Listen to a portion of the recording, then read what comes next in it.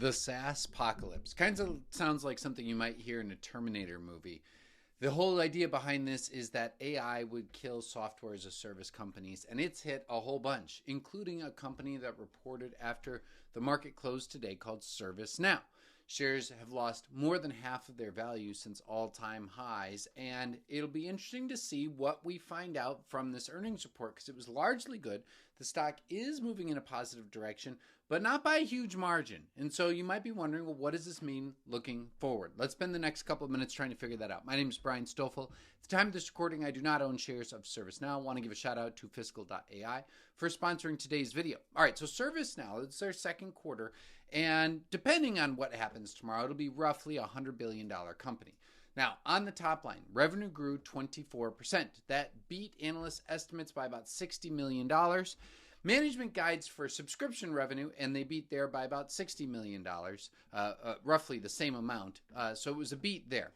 On the bottom line, non-GAAP earnings per share of 90 cents beat analyst estimates. Management guided for non-GAAP operating margins of 26.5%, actually came in at 29.5%. Now, what I'm about to show you are all GAAP measures. This company has made three major acquisitions over the past year. Visa, which is an identity firm, MoveWorks, which is an AI assistant, and Armis, which is a cyber exposure and incident management company. All those things, the stock-based compensation and the acquisitions, weigh on margins. So this is on a GAAP basis. Gross margins fell from roughly 78 to 71%. We're going to talk more about that in a minute. And you see it's pretty ugly when you look at operating and net margins as well.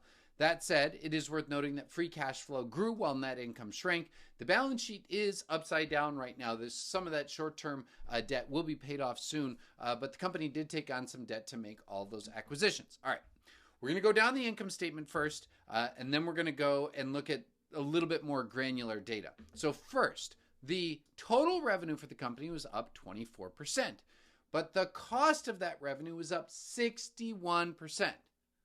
Now, no acquisitions, no stock-based compensation. This would be a huge cause for concern. It still is something we need to talk about. It's just not quite as severe as this looks. Now, on GAAP measures, that means that gross profit only increased 13%. Remember, revenue up 24%, gross profit only up 13%. That is not good. And operating expenses actually grew faster than revenue as well, up 25%. Combine all of that, and that's why income from operations actually shrunk by more than half. That's also why net income was down. It is worth noting that the number of diluted average shares outstanding was down 1.2%, which is good. But we really got to dive into this. And for this, we're going to head over to Fiscal AI. If you're an individual investor, you need a tool like this. I use it every day. If you'd like 15% off an annual membership, second link in the show notes below will bring you right there. Okay, so the first thing I want to do is bring up the gross margins because all things being equal, this would be incredibly alarming. This would be a sign of a company losing its moat because they are no longer able to charge the prices they have been in the past for what they offer.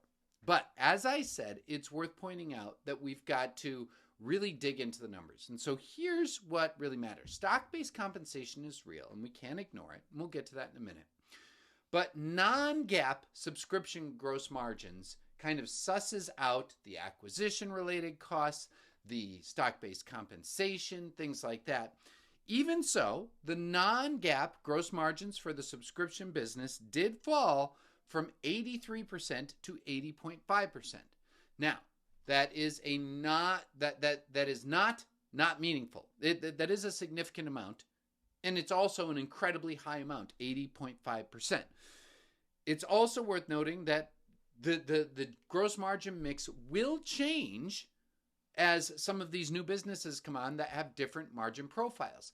But the main thing that we cannot deny and we cannot write off is that ServiceNow AI, which the company expects to be roughly 30% of recurring revenue by 2030, has a lower gross margin profile. This is not shocking news. In the past, when you ship software, there's the incremental cost to serve another customer. They don't go up that much, but you have to pay for compute for AI. And when you have to pay for compute, your gross margin profile is going to be lower. That is just a fact. Now, Is it so much lower that it meaningfully changes whether or not ServiceNow is investable? That we will get to when we do valuation. All right, here are a couple of the other things that I just want to show you to hammer this point home. This right here is subscription gross profit. And this shows you the growth of subscription gross profit. Notice it is trending down and is lower than revenue growth. But some of that is due to acquisitions. Some of it is due to stock-based compensation. And some of it is due to having higher input costs. It is worth pointing out that the customer renewal rate bumped back up to 98%, which is good news. It means that they're sticking with it. It is worth pointing out that years ago, management would talk about new logos, which basically just meant we've landed a new large company that's going to use ServiceNow to orchestrate things, their digital properties. We don't hear that anymore. And that's fine because ServiceNow focuses on large businesses. There's only so many of them out there. But it is worth pointing out that in this age of agentic AI, new businesses might have other options that aren't ServiceNow. That being said, ServiceNow might be the best option out there. It's just something to remember. Good news, the number of customers that are paying at least $5 million in annual contract value, it grew, and that growth rate continues to accelerate. It was up to 24% for the quarter. But these last two are probably the most important things to look at. It's actually just the last one, and that is current RPO. Now, what is current RPO? RPO is remaining performance obligations. Again, think of ServiceNow kind of like a state fair. If I want to bring my son or daughter to the state fair and have them ride rides, I don't pay $1 to the Ferris wheel operator. I actually have to go to a booth, give my money to the people in the booth, and they give me a ticket, and then I just give my ticket to the Ferris wheel operator. RPO is kind of like, this isn't a perfect example, but it's kind of like counting the amount of money that ticket booth has collected, which makes sense. And then the current part just means that I'm going to use my ticket to ride that Ferris wheel within the next year. Okay, so that being said, what we see here is that current RPO is at $13.2 billion.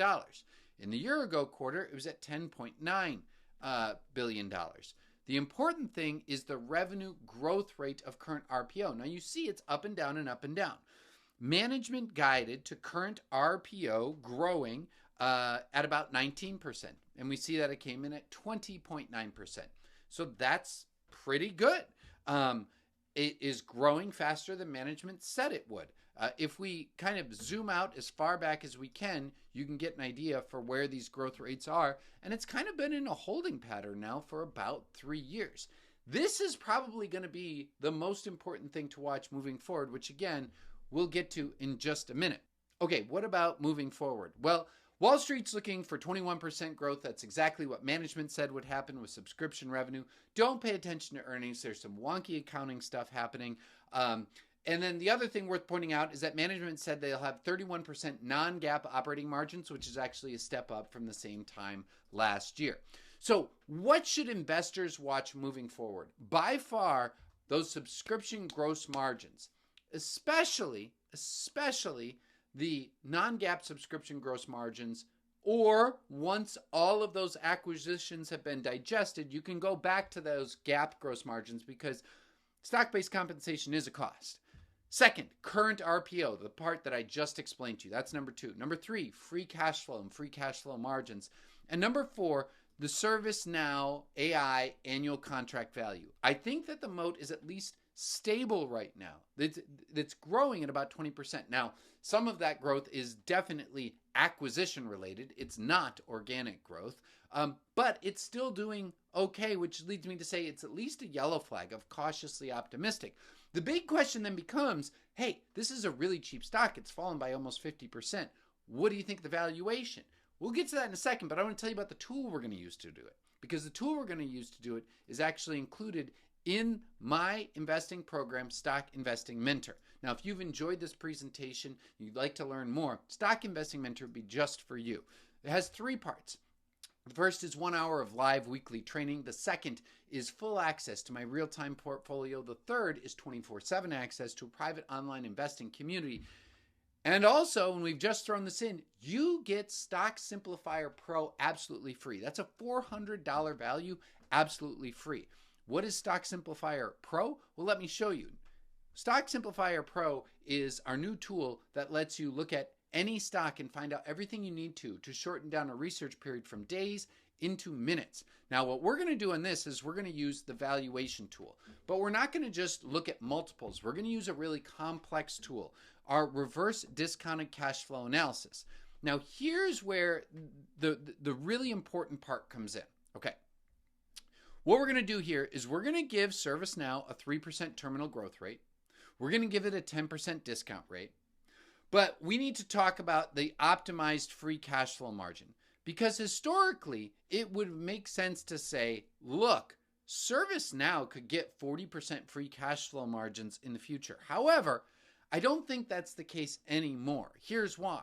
Because those, like, even if it's just a couple percentage points of gross margin that's going to be eaten up by compute costs, that also is going to come off of your free cash flow margins. And not only that, but if everything becomes more usage-based instead of seat-based, part of the free cash flow coming in was collecting all of that free cash flow at the beginning of the year or the beginning of the contract. Usage-based isn't guaranteed to have the same structure. And so we need to pull our estimates for free cash flow margins down, I would say to about 35%. But then we also need to keep in mind that this company dilutes its shareholders by roughly 2% per year. I know we had some buybacks recently, but the long-term trend, and they still give a lot of stock-based compensation.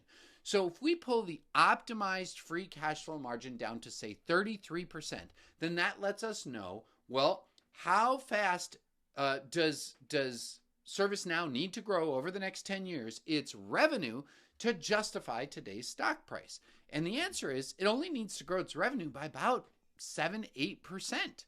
That doesn't seem too bad.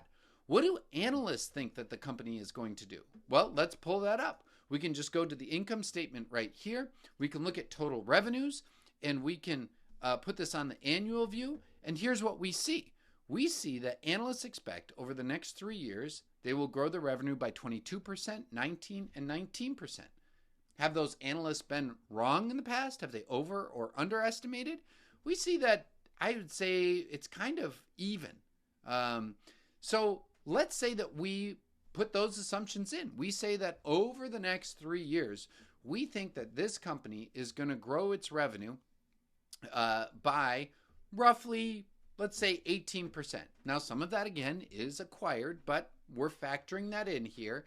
And so if we say in those first 3 years, this company will actually grow its revenue by 18%, it becomes very clear that investors are incredibly bearish on ServiceNow. Incredibly bearish on ServiceNow. In fact, if it can grow 18% over the next 3 years, and it accomplishes 33% free cash flow margins after accounting for stock-based compensation, well, then it only needs to grow its revenue by about 2% per year from years 4 through 10. Just 2% per year.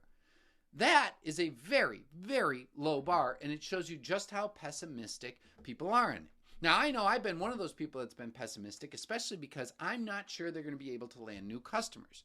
At the same time, I recently did a video where I talked about 25 AI stocks ranked from safest to most likely to crash.